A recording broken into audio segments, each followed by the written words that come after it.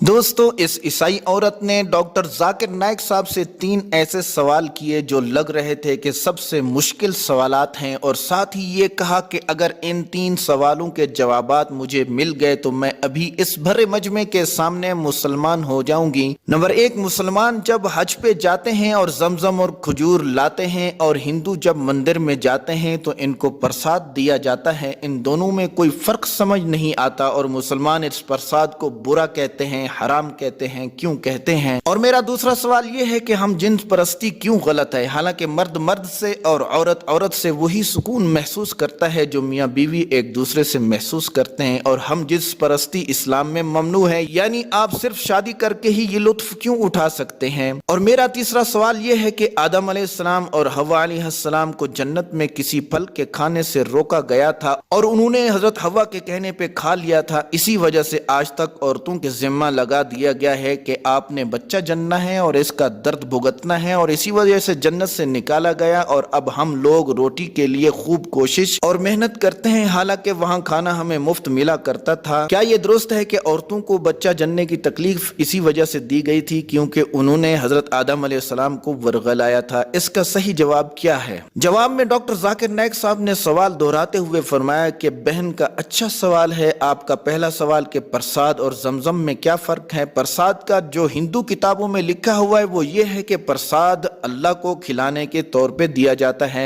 यानी हिंदू जब प्रसाद देता है तो उसकी सोच ये होती है कि मैं ये खाना अल्लाह को दे रहा हूँ। और अल्लाह ताला कुरान में फरमाते हैं सूरह अनआम में चैप्टर नंबर 6 में आयत नंबर 14 में कि अल्लाह सबको खिलाता है लेकिन उसे किसी के खाने की जरूरत नहीं है। किस इंसान की जुर्रत है कि वो अल्लाह को खाना खिला सके? और अल्लाह ताला 4 जगह ऐसी हैं जहाँ फरमाता है कुरान पाक में कि जो खाना अल्लाह के गैर से नामजद किया हुआ हो ये खाना हराम है। तो प्रसाद गैरुल्लाह से नामजद होती है इसीलिए हराम है। और अगर कोई मुसलमान हज और उम्रा के लिए जाता है तो वो खजूर या जमजम लाता है तो कोई ये नहीं कहता कि हम जमजम या खजूर अल्लाह को खिला रहे हैं। सऊदी अरब का मेन फल खजूर ही तो है। जब आप जाते हैं वहां तो खजूर आप गिफ्ट के तौर पर लाते हैं। कोई मुसलमान ये नहीं कहता कि ये खजूर मैं अल्लाह ताला को खिला रहा हूं। और ये जहन में रहे कि खजूर बहुत उम्दा ग़िज़ा है और सेहत के लिए बेहतरीन और मुफीद है। और अगर हिंदू भी प्रसाद के तौर पे खजूर देगा ना तो भी खजूर खाना हराम हो जाएगा क्योंकि ये अल्लाह के गैर से नामजद है। ये है हिंदू और मुस्लिम में बड़ा फर्क कि हमारा अकीदा है कि अल्लाह ताला को किसी भी खाने की चीज की जरूरत नहीं, हम इंसानों को खाने की जरूरत है। आपका दूसरा सवाल था कि हम जिन्स परस्ती क्यों गलत है कि मर्द मर्द से और औरत औरत से सेक्स करे तो लुत्फ ही लेना है ना, तो ये क्यों हराम है? बहन, कुरान पाक में अल्लाह ताला फरमाता है सूरह असरा में आयत नंबर 32 में कि जिना के करीब मत जाओ क्योंकि ये बेहयाई और बुरा रास्ता है। और इसी तरह अल्लाह ताला ने सूरह आराफ में फरमाया सूरह नंबर 7 आयत नंबर 81 में कि तुम मर्दों से जिना करते हो औरतों को छोड़कर, बल्कि तुम हद से तजावुज करने वाले हो, यानी इस्लाम ने जो पाबंदी लगाई है इस पाबंदी को तोड़ने वाले हो। इसका साफ मतलब है कि इस्लाम में हम जिन्स परस्ती हराम है और मियाँ बीवी के दिल में एक दूसरे के लिए मोहब्बत और मेहरबानी रख दी है। बेशक गौर करने वालों के लिए इसमें इबरत है। लिहाजा कुरान की रूह से हम जिन्स परस्ती से सुकून मिलना ये झूठ है। और हम जिन्स परस्ती में लव तो होता नहीं, मोहब्बत तो सिर्फ मियाँ बीवी के दरमियान ही हो सकती है। और साइंस भी कहती है कि हकीकत में इंसान हम जिन्स परस्ती को नापसंद करते हैं। आप ये मफरूजा बना सकते हैं कि वो तो अपनी पसंद से हम जिन्स परस्ती कर रहे हैं तो आप इन पे एतराज क्यों करते हैं? तो इसका सही जवाब यह है कि हमारे खुदा ने हमें इसकी इजाजत ही नहीं दी, बल्कि हमें इजाजत तो सिर्फ शादी की ही है और बीवी से सेक्स करने की इजाजत है। और ये सेक्स करने की ख्वाहिश इतनी ज्यादा क्यों है? ताकि आप शादी करें और शादी के बगैर रह न सकें, और जब आप शादी के बगैर रहेंगे नहीं तो औलाद होगी और क़यामत तक इंसानों का सिलसिला जारी रहेगा। हम जिन्स परस्ती में बच्चे कहाँ से पैदा हो सकते हैं? और मोहम्मद सल्लल्लाहु अलैहि वसल्लम ने तो एक और अजीब बात भी फरमाई है कि अगर आप बीवी से सेक्स करते हैं ये भी इबादत है क्योंकि आप हराम नहीं कर रहे। आज साइंस हमें कहती है कि जो लोग शादी करते हैं और जो लोग हम जिन्स परस्ती करते हैं तो शादी वाले लोग हम जिन्स परस्ती वालों से अच्छी जिंदगी गुजार रहे हैं क्योंकि शादी की वजह से आप में मोहब्बत होती है और सुकून मिलता है। आज अगर हम यूरोप को देखते हैं तो वो जब चाहते हैं कि किसी भी औरत से शादी के बगैर सेक्स करें तो फिर क्या होता है, इनकी प्यास बुझती ही नहीं। लिहाजा ये लोग कहते हैं कि प्यास बुझाने के लिए अब हम जिन्स परस्ती करो ताकि ये प्यास बुझ जाए। लेकिन जब आप अल्लाह ताला का कानून तोड़ेंगे तो आप कैसे अपनी प्यास बुझा पाएंगे? ये हो ही ہی نہیں سکتا۔ لہٰذا اسلام بھی ہم جنس پرستی سے روکتا ہے اور عیسائیت بھی ہم جنس پرستی سے روکتی ہے۔ سارے کے سارے مذاہب ہم جنس پرستی کے خلاف ہیں، اور یہ بات بھی تو سچ ہے کہ اکثریت جیت جاتی ہے، لیکن اسلام میں یہ ہے کہ سچ جیت جاتا ہے۔ 1996 میں جب کینیڈا میں گیا اور میں نے پہلا لیکچر شروع کیا تو اشتہار لگے ہوئے تھے کہ ایک آدمی سے کس کر رہا ہے، اور لکھا ہوا تھا کہ ان دونوں نے آپس میں شادی کر لی ہے۔ حالانکہ کینیڈا کا قانون ہے کہ ہم جنس پرستی جرم ہے۔ ابھی حال ہی کی خبر یہ ہے کہ تمام ممالک میں ہم جنس پرستی کو جرم قرار دیا گیا ہے، اور انڈیا والے سوچ رہے ہیں کہ ہم جنس پرستی کو لیگل قرار دیا جائے۔ میں ان سے کہوں گا کہ صحیح صحیح ہوتا ہے اور غلط غلط ہوتا ہے۔ اسی طرح ہم جنس پرستی آپ کو جنت میں نہیں لے جانے والی بلکہ جہنم میں لے جائے گی۔ آپ کا تیسرا سوال کہ حضرت حوا نے حضرت آدم علیہ السلام کو ورغلایا، اسی وجہ سے جنت سے بھی نکال دیے گئے، اور اسی وجہ سے عورت کو بچہ جننے کی ذمہ داری دی گئی، اور اسی وجہ سے بچہ جننے کا درد عورت بھگت رہی ہے۔ اسی وجہ سے آج ہم روٹی کماتے ہیں اور محنت کرتے ہیں۔ بہن آپ عیسائی ہیں، اور ہم اگر بائبل کو دیکھیں تو book of Genesis chapter number 3 آیت نمبر 23 میں کہ تم عورتیں کیونکہ اللہ کی نافرمانی تمہاری وجہ سے وجود میں آئی، اسی وجہ سے تم کو بچہ جننے کا درد دیا جاتا ہے، یہ بائبل میں لکھا ہے، اور تمہاری خواہش یہ ہوگی کہ یہ کام مرد کرتے ہیں۔ تو بائبل کی روح سے حمل عورت کو بد دعا کے طور پہ ملا، تو عیسائیت میں سارا قصور عورت پہ ڈالا جاتا ہے کہ حوا نے یہ کیا، حوا نے یہ کیا، حوا نے یہ کیا علیہ السلام۔ اگر آپ قرآن کو پڑھیں گی تو کسی ایک جگہ پہ بھی اللہ تعالیٰ نے عورت کو یا حوا علیہ السلام کو اکیلے قصوروار نہیں ٹھہرایا، ہاں ہر جگہ پہ قصوروار دونوں کو ہی ٹھہرایا ہے۔ اگر آپ سورہ اعراف کو پڑھیں گی تو آیت نمبر 19 سے 27 میں لکھا ہے کہ ہم نے ان دونوں کو اس درخت سے یعنی گندم کے کھانے سے روکا، اور شیطان نے قسم کھا کے کہا کہ تم دونوں فرشتے ہو، اور انہوں نے کھا لیا۔ پھر اللہ تعالیٰ نے ان کو فرمایا کہ ہم نے تم دونوں کو منع نہیں کیا تھا کہ یہ درخت مت کھاؤ، اور وہ دونوں کہنے لگے اے رب ہم نے اپنے اوپر ظلم کیا، ہمیں معاف فرمائیے۔ تو قرآن دونوں کو قصوروار ٹھہراتا ہے، صرف ایک جگہ پہ فرمایا کہ آدم نے نافرمانی کی، حضرت حوا کو بھی اکیلے نافرمان کہیں بھی نہیں ٹھہرایا۔ لہٰذا اسلام کی روح سے حضرت آدم اور حضرت حوا علیہ السلام دونوں قصوروار ہیں، اور بائبل صرف حضرت حوا پہ وزن ڈالتی ہے کیونکہ اس میں تحریف ہوئی ہے اور قرآن میں تحریف نہیں ہوئی۔ اور اگر آپ قرآن میں پڑھیں گی تو حمل عورت کے لیے بد دعا نہیں بلکہ زندگی ہے۔ سورہ نساء آیت نمبر 1 میں فرمایا کہ اپنی عورتوں کا خیال رکھو، اپنی عورتوں کے بارے میں ڈرو، اور سورہ احقاف آیت نمبر 15 میں ہے کہ ہم نے انسان کو اپنے ماں باپ سے احسان والا معاملہ کرنے کا حکم دیا کیونکہ اس کی ماں نے حمل کی تکلیف اٹھائی اور پیدا کرنے کی تکلیف اٹھائی۔ اسی وجہ سے اسلام کہتا ہے کہ بچہ اپنے ماں باپ کی عزت کرے، اسپیشلی ماں کی۔ اسی وجہ سے حضرت محمد صلی اللہ علیہ وسلم نے فرمایا بخاری شریف میں جلد نمبر 8 میں باب احزاب میں چیپٹر نمبر 2 میں حدیث نمبر 2 میں، ایک صحابی نے جب عرض کی کہ میں اپنے ماں باپ میں سے کس کے ساتھ اچھا سلوک کروں، تو آپ صلی اللہ علیہ وسلم نے فرمایا کہ آپ اپنی ماں سے۔ پھر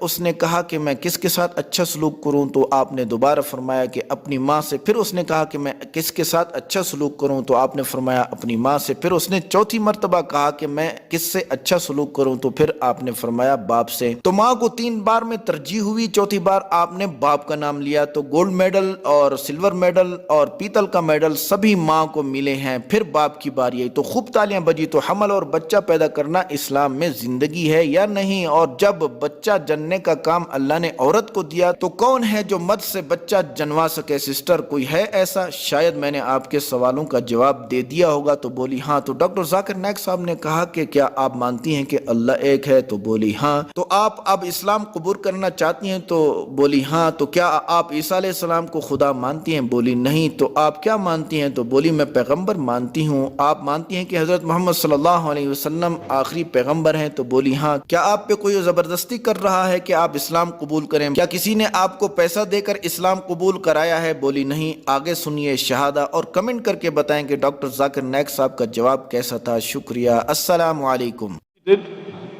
اشہدو اللہ الہ الا اللہ واشہدو ان محمدن عبدہ ورسولہ۔ I bear